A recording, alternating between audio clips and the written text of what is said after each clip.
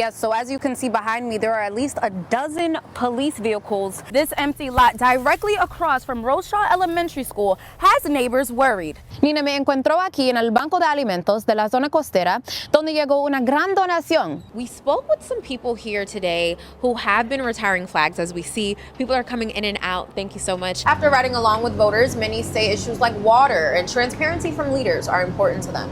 That's right. If you thought Mardi Gras was just in New Orleans, you are sadly mistaken. We start tonight with national news as a peace deal is in the works. Listen, I'm a little torn about this one because I grew up a Knicks fan, but since I'm in Texas now, the San Antonio Spurs are going to the NBA Finals. If you're anything like me and you care about your hair, ladies, this is something that we want to make sure that we pay attention to. How do you feel knowing that you are being rehabilitated?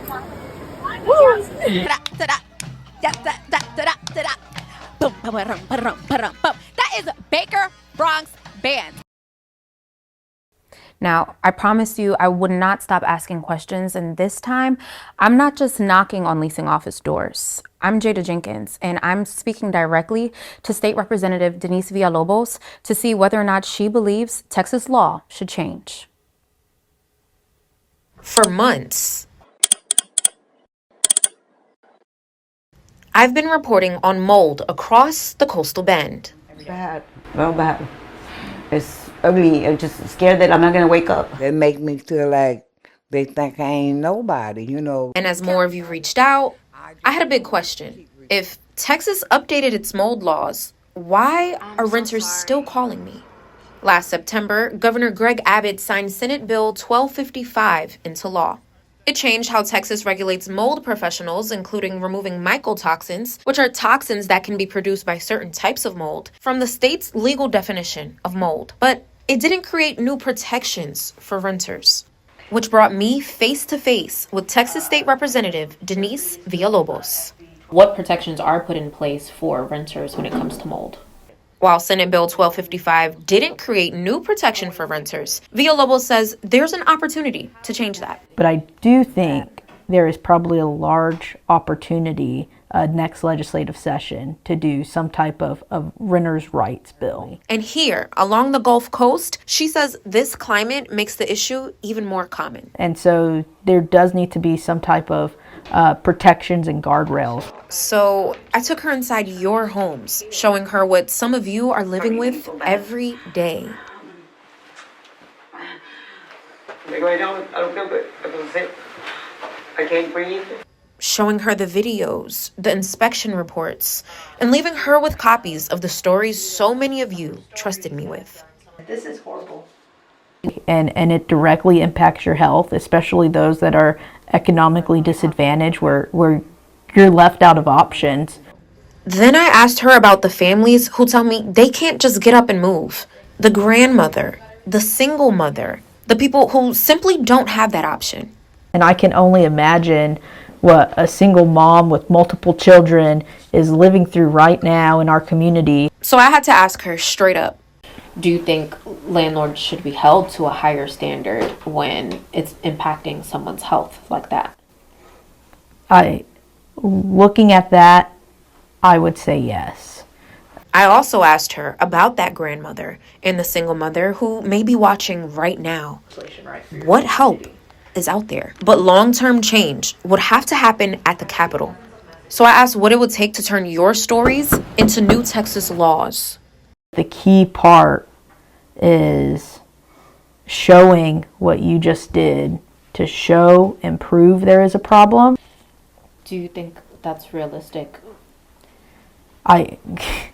Yes. If you can appeal to enough of the legislators, I believe we'd be able to get something done. You brought your stories to me, and I brought your stories to a Texas state lawmaker. And I plan on being in the room in January when they vote on new bills. Juneteenth marks June 19th, 1865, the day enslaved people in Galveston, Texas learned they were free 2 years after the Emancipation Proclamation declared slavery illegal. I'm Jeydah Jenkins on the North Side with the owner of a juke joint, using this holiday to celebrate through community, art, and music. Black art covers the walls, and a Black American flag sits front and center as Lillian Beasley gets her juke joint ready for a weekend of Juneteenth celebrations. I helped her set up. So when you see this Black American flag, what goes through your mind? I think of my ancestors. That history is what she hopes people remember this weekend. Lillian became my partner for a quick game of dominoes. And between the laughter... Yeah. Ooh, there you go, girl. And history lessons, she says, I want everybody to remember the Juneteenth weekend as a togetherness. The skies may look clear right now, but some West Side neighbors say they know exactly what will happen to their neighborhood when the rain comes down. I'm Jeydah Jenkins on the West Side talking to homeowners who say their street quickly floods when it comes to rain, causing an issue for students and people who live nearby. take a look at this. Neighbors walking through knee-deep water right here on Bluebonnet Drive on Corpus Christi's west side. These photos were sent to Chris 6 by viewer Mel Hernandez, who says this happens every time heavy rain moves through. She says she's called 311 several times about the drainage problems, and she even started a petition asking the city for a solution. So I went to Bluebonnet Drive to see the problem for myself, and neighbors tell me this isn't a new issue. We've called the city many times. Catherine Trevino has lived on this street for 26 years, and she says there are only 2 drains on this entire block. And when heavy rain hits, the water has nowhere to go. About to have to come outside to try to rescue a little chihuahua I saw swimming down the street. And with Driscoll Middle School nearby, Catherine says she's also worried about the kids in the waters. There's been kids like right up in front of my dining room window on canoes. You know, I'm sure they're having fun, but we're not quite having that much fun. And with neighbors nervous about upcoming rain, I went straight to the experts. Hey Chris, I'm sorry to bother you, but the West Side is really freaking out about this rain that's coming. Can you help break that down for them? Yeah, sure. Let's take it outside. I'll help you guys break it down. Let's go. Recently, we've had quite a few scattered showers and storms here in the coastal band, and when it rains here, it pours. Valentine's Day is usually all about love, unless you end up here. At After Hours Auto Glass on the West Side, heartbreak can lead to rocks, bricks, and shattered windows. I'm your West Side Neighborhood News reporter Jeydah Jenkins talking to the owner who took the rocks thrown at windshields and turned it into a mini heartbreak museum. Valentine's Day is a moneymaker where a lot of guys do a lot of wrong and bricks come through windows. At After Hours Auto Glass on Baldwin, heartbreak doesn't just hurt, it leaves evidence. Some of these are heavy.